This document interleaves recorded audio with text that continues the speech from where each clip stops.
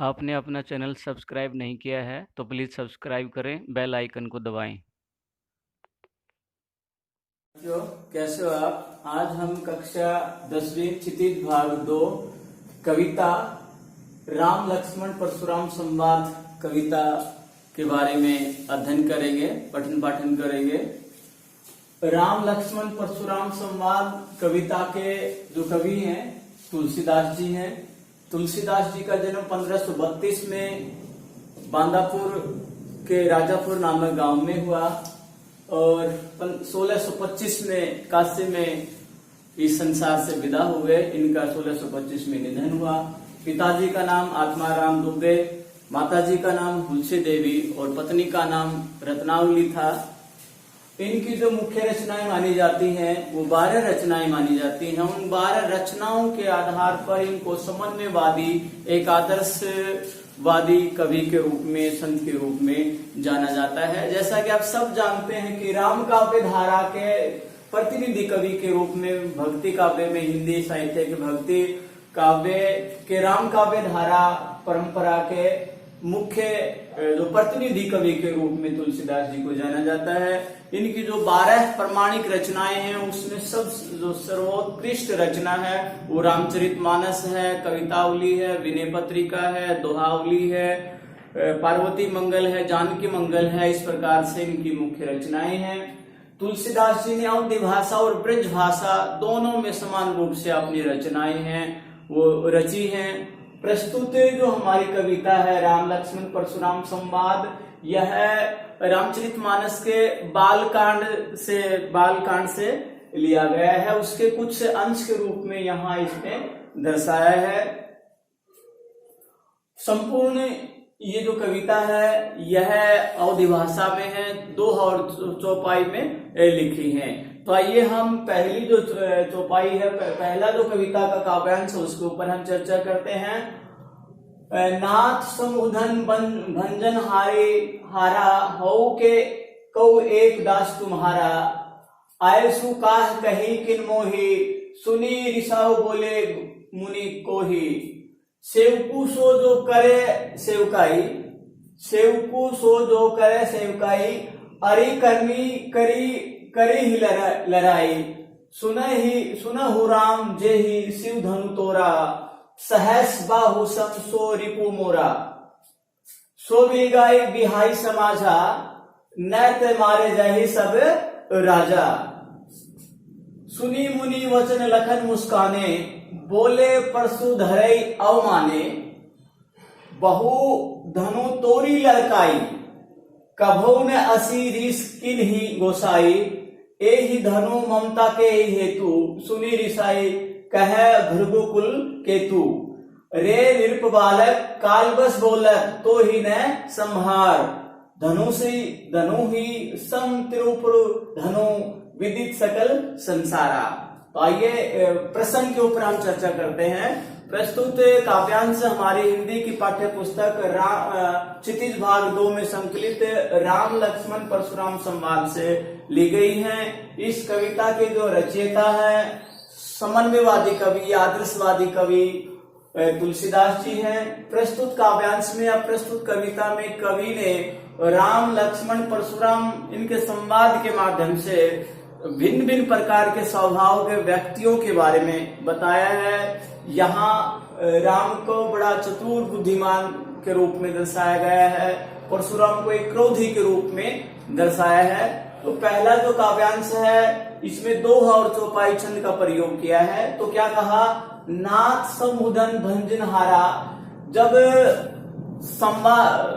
स्वयंवर होता है, राजा जनक के यहाँ पर सीता का स्वयंवर होता है और जैसे कि आप सब जानते हैं कि स्वयंवर में इस प्रकार की उसमें स्वयंवर के माध्यम से कहा गया था कि जो शिव का धनुष है इसको जो तोड़ देगा, इसके ऊपर प्रतंचा चढ़ा देगा, सीता उसी को अपना वर मानेगी, उसी के साथ शादी करेगी। इस प्रकार से पूरी पृथ्वी के बड़े बड़े राजा महाराजा आते हैं, लेकिन शिव धनुष है उसको श्री राम है उठाते हैं और तोड़ देते हैं।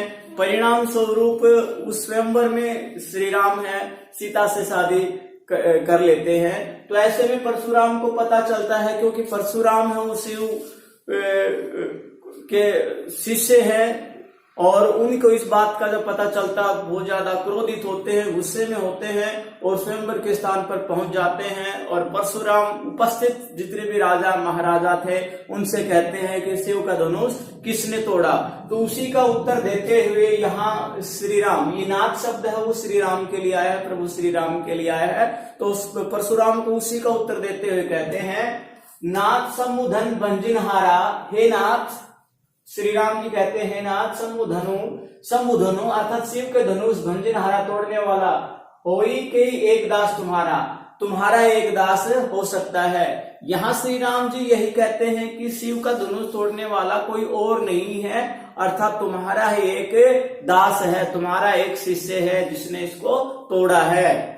आगे क्या कहा, आयसु कहा कही ने किन्मोही, आयसु आगे दीजिए, काहे कही ने किन्मोही, मेरे को क्यों नहीं आप आज्ञा देते, आप ये मेरे को आदेश देते, मुझे आज्ञा देते, मैं ही आपको ये बता देता। सुनी ऋषाई बोले मुनि को ही, सुनी सुनकर ऋषाई क्रोधित हो गए, बोले मुनि को ही, और अधिक क्रोधित मुनि शब्द किसके लिए प्रयुक्त हुआ है, परशुराम के लिए। क्रोधित मुनि श्री राम के वचन सुनकर के और अधिक आवेश में आ जाते हैं, गुस्से में आ जाते हैं और अधिक क्रोधित हो जाते हैं। सेवकु सो जो करे सेवकाई, परशुराम जी श्री राम जी के उत्तर देते हुए कहते हैं कि सेवकु जो करे सेवकाई, सेवक तो उसी को कहते हैं जो सेवा का काम करे। यहाँ कहा ना कि तुम्हारा दास होगा, तुम्हारा सेवक होगा, ये कहा कि नहीं, सेवक सो जो करे सेवकाई, सेवक तो उसी को कहा जाता है जो सेवा का कार्य करे। अरि करनी करी करे ही लड़ाई, अरि करनी शत्रुता का करे ही लड़ाई, जो शत्रुता रखते हैं, बैर रखते हैं, वो तो लड़ाई करते हैं, करे ही लड़ाई, वो तो युद्ध के मैदान में लड़ाई करते हैं। अर्थात ये किसी दास का कार्य नहीं है, अपितु ये अरिकर्मी, ये तो किसी शत्रु का कार्य है, और शत्रु है हमेशा युद्ध करता है, लड़ाई करता है। आगे क्या कहा, सुनहि राम जय शिव धनु तोरा, सहसुआ उसम सोरी पुमोरा। यहाँ परशुराम जी कहते हैं राम सुनो, जय ही जिसने शिव के धनुष को तोड़ा है, सहस बाहु सम सोरिपु मेरा, वो सहस्र बाहु के समान, जो सहस्र बाहु नामक जो राक्षस था के समान रिपु मोरा, वह मेरा शत्रु है। सो बिलगाऊ बिहाई समाजा, सो इसलिए बिलगाऊ अलग हो जाए, बिहाई समाजा सर्व समाज से जिसने इस धनुष को तोड़ा है वह अलग हो जाए। भावार्थ यह उसके सामने आ जाए, जिसने धनुष को तोड़ा है वह सहस्र बाहु नामक जो राक्षस था उसके समान मेरा शत्रु है। यहाँ पौराणिक कथा का प्रयोग, उसमें प्रसंग का बहुत स्टिक प्रयोग किया है। पौराणिक प्रसंग में आता है सहस्र बाहु नामक जो राक्षस था उसका वध परशुराम ने किया था, और उसी का की यहाँ चर्चा की है कि सहस्र बाहु नामक राक्षस के समान वह मेरा शत्रु है। कौन? जिसने शिव के धनुष को तोड़ा है, इसलिए वह संपूर्ण समाज से अलग हो जाए, अर्थात मेरे सामने आ जाए। न तो मारे जाए सब राजा, न तो नहीं तो जय ही, इस प्रकार से सब नहीं तो सब राजा हैं उसके साथ मारे जाएंगे। ये कौन कहता है? क्रोधित होकर के परशुराम। किसको कहते हैं? स्वयंवर में उपस्थित जितने भी राजा महाराजा हैं, राम लक्ष्मण इत्यादि को। आगे क्या कहा? सुनी मुनि वचन लखन मुस्काने, सुनी सुनकर मुनि शब्द किसके लिए प्रयुक्त हुआ है? परशुराम के लिए। परशुराम के वचनों को सुनकर लखन लक्ष्मण मुस्कुराने लगे। आगे कहा बोले परशु धरई अवमाने, और लक्ष्मण है वो परशुराम की तरफ अवज्ञा भरे अंदाज में उसकी तरफ देखते हैं, अर्थात उनकी अवज्ञा करते हुए, उनका अपमान करते हुए कहते हैं बहु धनी तोरी लड़काई, बहुत धनुष तोरी तोड़े, लड़काई बचपन में हमने ऐसे अनेक जो धनुष हैं बचपन में तोड़े हैं। अर्थात ये शिव धनुष की हमारे लिए कोई विशेष बात नहीं है, ये तो हमारे लिए एक सामान्य सा धनुष है जिसको हमने बचपन में खेलते हुए तोड़ दिए थे। ऐसा किसने कहा? लक्ष्मण ने। किससे कहा? परशुराम से। कभू ने असी रीस किन ही गोसाई, कभो कभी नहीं ऐसी ऐसी रीस, हमने ऐसी कोई गुस्सा इस प्रकार से कभी हमने गुस्सा नहीं किया कि नहीं किया गोसाई परशुराम के लिए। गोसाई अर्थात स्वामी, ये स्वामी हमने इस प्रकार से कभी भी किसी को गुस्से में आवेश में क्रोधित होते हुए नहीं देखा।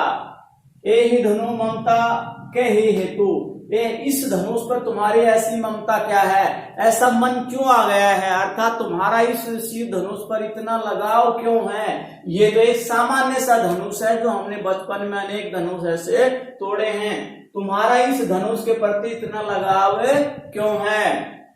सुनी रिसाई कह भृगुकुल केतु, सुनी सुनकर रिसाई उससे में कह भृगुकुल केतु। भृगुकुल केतु किसके लिए आया है, भृगु वंश के कुल परिवार केतु ध्वज, जो लक्ष्मण है वो भृगुकुल के केतु के रूप में अर्थात एक ध्वजा के रूप में, एक प्रतिष्ठित राजकुमार के रूप में यहाँ दर्शाया है लक्ष्मण को। तो भृगुकुल केतु, भृगुकुल के ध्वज राजकुमार के समान लक्ष्मण की बातों को सुनकर के लक्ष्मण क्या उत्तर देते हैं, परशुराम प्रत्युत्तर में क्या कहते हैं, रे नृप बालक काल बस बोलक, हे नृप बालक, ये संबोधित करते हैं परशुराम लक्ष्मण को कहते हैं कि हे राजा के पुत्र काल बस बोलक, तुम काल के वश में होकर के बोल रहे हो। ताही ने संभाल, अपने आप को संभाल नहीं रहे हैं, भावार्थ यह है कि तुम्हारा काल बोल रहा है, तुम्हें कुछ ही पल में मैं काल के गाल में समा दूंगा, अर्थात तुम्हें मृत्यु को प्राप्त हो जाएगी। इसलिए हे राजा के पुत्र संभाल के बोलो, तुम्हारा काल ना विदित सकल संसारा। ये सामान्य धनुष नहीं है, त्रिपुरारी, त्रिपुरारी किसके लिए प्रयुक्त हुआ है, शिव के लिए धनुष, यह भगवान शिव का धनुष है। विदित जानता है सकल सारा संसार, जिसकी विशेषता के बारे में, जिसकी खूबियों के बारे में या जिसके महत्व के बारे में संपूर्ण संसार जानता है। तुम बच्चे हो, तुम्हें उसकी खूबी विशेषता के बारे में पता नहीं है, इसलिए काल के वश होकर के तुम इस प्रकार से बोल रहे हो। तो संपूर्ण काव्यांश की हम बात करें तो इसमें तुलसीदास जी ने भिन्न भिन्न स्वभाव के जो व्यक्ति हैं उनका बड़े ही चतुराईपूर्ण निपुणता से उनके स्वभाव का वर्णन किया है। जैसे राम बड़े ही मृदु कोमल स्वभाव के हैं, विवेकवान हैं, लक्ष्मण है वो आवेशित होकर के या एक जो सूरवीर होता है, योद्धा होता है, उसकी तरह अपने संवाद करते हैं और परशुराम को एक गुस्से के भरे हुए शब्दों के द्वारा अपनी बात करते हैं। तो तीनों के स्वभाव की यहाँ चर्चा की है। संपूर्ण काव्यांश उसमें दोहा और चौपाई छंद का प्रयोग किया है और जैसा कि आप जानते हैं अवधि भाषा का सुंदर प्रयोग किया है। शांत रस और दूसरा जो रस है क्रोधित, इसमें रस को दर्शाया, शांत रस का विशेष, शांत रस और रौद्र रस का इसमें प्रयोग किया गया है। कोमलकांत पदावली है और संबोधनात्मक संवादात्मक, एक दूसरे से संवाद कर रहे हैं तो इसलिए शैली कौन सी है, संवादात्मक शैली है। इसमें अवधि भाषा के साथ साथ कोमलकांत जो प्रयोग है, कोमलकांत शब्द है उनका प्रयोग किया गया है। अनुप्रास अलंकार, रूपक अलंकार, उपमा अलंकार का यहाँ पर प्रयोग किया गया है। तो ये पहला जो काव्यांश है आपके समझ में आ गया होगा। हम दूसरे उसके ऊपर चर्चा कर रहे हैं। दूसरा काव्यांश देखेंगे। लखन कहा असी हमरे जाना, सुनहु देव सब धनुष समाना, का छति लाभु जोन धनु तोरी, देखा राम नयन ते भोरा, सुवत टूट रघुपति न दोसु, मुनि बिनु काज करे ही कत रोसु, बोले चितई परसु की ओरा, अरे सठ सुनहि सुभाव न मोरा, बालकु बोली बधो नहीं तो ही, केवल मुनि जड़ जानहि मोही, बाल ब्रह्मचारी अति को ही, विश्व विदित क्षत्रिय कुल द्रोही, भुजबल भूमि भूप बिन कीन्ही, विपुल बार मही देवन दीन्ही, सहस बाहु छेदन हारा, परसु बिलोके महीप कुमारा, मातु पिता ही जन्म सोच बस करहि, मही कसोर गर्भन के अर्भक दलन, परसु मोर अति घोर। तो प्रस्तुत छंद और चौपाई के माध्यम से तुलसीदास जी ने स्वभाव दर्शाया है लक्ष्मण का और परशुराम के, दोनों के स्वभाव को दिखाया है। लक्ष्मण को यहाँ वीरता के रूप में और परशुराम को वीरता के साथ साथ क्रोध के स्वभाव को दर्शाया है। लखन कहा हसी हमरे जाना, जब क्रोधित होकर के आवेश में होकर परशुराम ने लक्ष्मण को डांटा, बालक समझा, तो उसका प्रत्युत्तर देते हुए कहा लखन कहा हसी हमरे जाना। लक्ष्मण ने हंसते हुए कहा कि हमने तो जाना है, सुनहु देव सब धनुष समाना, हमने हमारा जो ज्ञान है हमने जो जाना। हंसते हुए लक्ष्मण जी ने परशुराम को उत्तर दिया सुनहु देव सब धनुष समाना, हे देव अर्थात ये देव शब्द किसके लिए आया है? परशुराम के लिए। हे देव, हे स्वामी या हे परशुराम जी, हमने तो सुना है कि सब धनुष हैं वो समान हैं, उनमें कोई ऊंचा नीचा नहीं है, ये हमने जाना है। अर्थात हमारी जो जानकारी उसमें तो यह है कि सभी धनुष समान होते हैं। का क्षति लाभ भूजन धनु तोड़े, का क्षति क्या क्षति नुकसान लाभ हुआ धनु तोड़े, इस धनुष को तोड़ने से ऐसा क्या लाभ या नुकसान हुआ होगा। भावार्थ यह है कि सभी धनुष समान है, किसके लिए? लक्ष्मण के लिए। और इस धनुष को तोड़ने से ऐसा क्या लाभ और नुकसान हुआ है, अर्थात ऐसी कोई विशेष बात नहीं है। देखा राम नयन के भोरे, लक्ष्मण जी कहते हैं कि राम ने तो नयन के भोरे भरम में उसको केवल नए के भरम में उठा लिया और तोड़ दिया। राम को ये नहीं पता था कि इतना ही सामान्य धनुष हाथ लगाते ही टूट जाएगा। नयन के भोरे, नयन के भरम के कारण उसको तोड़ दिया। छुवत टूटी रघुपति न दोषु, छुवत छूते ही टूटत टूटा रघुपति श्री राम न दोषु, श्री राम का इसमें कोई दोष नहीं है। नए के भरम में उठा लिया और उसको छूते ही वह शिव का धनुष टूट गया, तो इसमें ऐसी कोई विशेष बात, खास बात नहीं थी। बिनु मुनि बिनु काज करे ही कतु रोसु, हे मुनि श्रेष्ठ, बिनु बिना काज कारण करे ही करते हो, कतु रोसु, किस लिए रोसु गुस्सा करते हो। अर्थात इसमें गुस्सा करने की, आवेशित होने की कोई बात ही नहीं है, यह तो सामान्य सी बात है। बोले चित परशु की ओरा, रे सट सुना ही स्वभाव न मोरा। अब परशुराम है लक्ष्मण के का जवाब देते हुए लक्ष्मण के वचनों को सुनकर के क्या कहते हैं? बोले चितई, बोलते हैं कौन? परशुराम।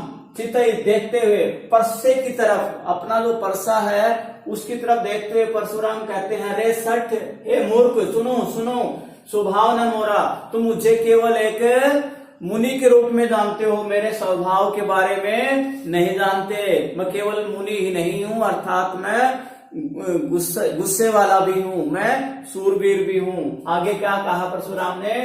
बालकु बोली बधो न तो ही, बालकु बोली, मैं तुम्हें बालक समझकर वध नहीं कर रहा हूँ, मैं केवल तुम बालक समझ करके तुम्हारा वध नहीं कर रहा हूँ। केवल मुनि जड़ जाना ही मोही, तुम मुझे केवल एक मुनि के रूप में जानते हो, ये तो सही नहीं है। मैं केवल मुनि नहीं हूँ, अर्थात मैं क्षत्रिय हूँ, मैं क्षत्रिय ब्राह्मण हूँ। अर्थात मैं मुनि के साथ साथ जो एक वीर में, एक सूरवीर में जितने गुण होते हैं वो सारे गुण भी मेरे अंदर हैं। लक्ष्मण तुम उसके बारे में जानता नहीं है। बाल ब्रह्मचारी अति को ही, परशुराम अपनी विशेषताएं बताते हुए लक्ष्मण से कहते हैं बाल ब्रह्मचारी, मैं बचपन से ही ब्रह्मचारी हूँ, अति को ही, बहुत ही गुस्से वाला हूँ, क्रोधित रहने वाला हूँ, अर्थात मैं अपने क्रोध के सामने किसी को टिकने नहीं देता। विश्व विदित क्षेत्रीय कुलद्रोही, विश्व विदित यह सारा संसार विदित जानता है, क्षत्रिय कुलद्रोही, जो क्षत्रिय है, जितने इस पर, इस पृथ्वी पर जितने भी राजा हुए हैं, क्षत्रिय हुए हैं, उनका मैंने द्रोह किया है, उनको मैंने हत्या कर दी है। भावार्थ यह है कि परशुराम ने अपने परशु के द्वारा जितने भी पृथ्वी के राजा थे उन राजाओं को सब को मार गिराया था, अर्थात पूरी पृथ्वी क्षत्रिय वंश का नाश कर दिया था। उसी बारे में, अपनी वीरता के बारे में परशुराम लक्ष्मण से बता रहे हैं। भुजबल भूमि भूप बिन कील ही, भुजबल अपने पराक्रम से, शौर्य से, बहादुरी से, भूमि, इस भूमि को भूप राजाओं बिनु बिना किन्हीं, मैंने अपने पराक्रम से, अपने भुजाओं के बल से पूरी पृथ्वी को राजाओं के विहीन कर दिया था। अर्थात जितने भी इस पृथ्वी पर जो अपने आप को क्षत्रिय राजा मानते थे उनको सबको नष्ट कर दिया था, मार गिराया था। इतना मेरे अंदर पराक्रम है, शौर्य है, मैं इतना बहादुर हूं। विपुल बार मही देवन दीनी, विपुल बार अनेक बार मही पृथ्वी देवन देवताओं को अर्थात ब्राह्मणों को दीनी दान कर दी। मैंने राजाओं से पृथ्वी को छीन करके और अनेक बार ब्राह्मणों को इस धरती को दान में दे दिया था। मैं इतना बलशाली और ताकतवर हूं। सहस्बाहु छेदन हारे, अपनी वीरता के बारे में लक्ष्मण को बता रहे परशुराम जी। सहस्बाहु छेदन हारे, जो सहस्रबाहु नामक जो राक्षस था उसकी बाहों का छेदन करने वाला कोई और नहीं अर्थात मैं हूं। मैंने इस परसे से सहस्बाहु नामक उस राक्षस का वध किया था, ये पूरा संसार जानता है। परशु विलोकी महिप कुमारा, परशुराम है विलोकी देखकर उस महिप कुमार राजा के पुत्र अर्थात लक्ष्मण की तरफ देखते हुए उसके ओर संकेत करते हुए कहते हैं, माता पिता उजनी सोच बस करही। हे राजकुमार, हे राजा के पुत्र, माता पिता ही जन सोचे भय करे, तू क्यों अपने माँ बाप को सोच में डालते हो, अर्थात मैं तुम्हारा वध कर दूंगा। ये तुम्हारे माता पिता के लिए चिंता का विषय है, तुम्हारे माँ बाप तुम्हारी चिंता करेंगे, अर्थात तुम इस प्रकार का कार्य न करो जिससे कि तुम्हारे माँ बाप हैं सोच में पड़ जाएं, चिंता में पड़ जाएं। महिप किशोर गर्भन के अर्भक दलन पर सुमोर अति गोरा, हे राजपुत्र, तुम्हें पता नहीं गर्भ में के अर्भक बच्चे दलन समाप्त हो जाते हैं, परसु घोर अति घोरा।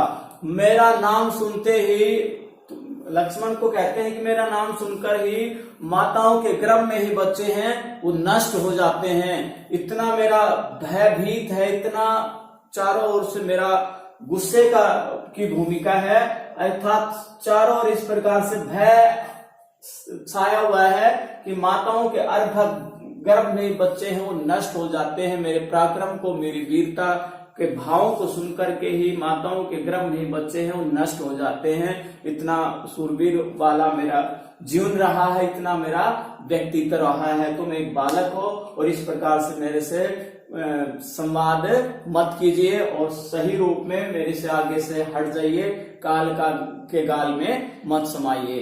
तो इसमें तुलसीदास जी ने लक्ष्मण और परशुराम दोनों के वीरता के भावों को दर्शाया गया है।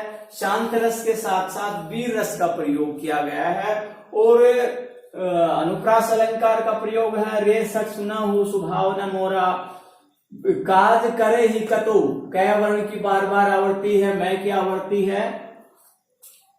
पूरे इसमें अनुप्रास अलंकार का सुंदर प्रयोग है और अतिशोक्ति करभन के अर्भग दलन परशुराम और अति घोरा। तो यहाँ पर अतिशोक्तिपूर्ण परशुराम की वीरता का अतिशोक्तिपूर्ण वर्णन किया है, तो अतिशोक्तिपूर्ण अलंकार है। चौपाई दोहा और चौपाई छंद का प्रयोग किया गया है।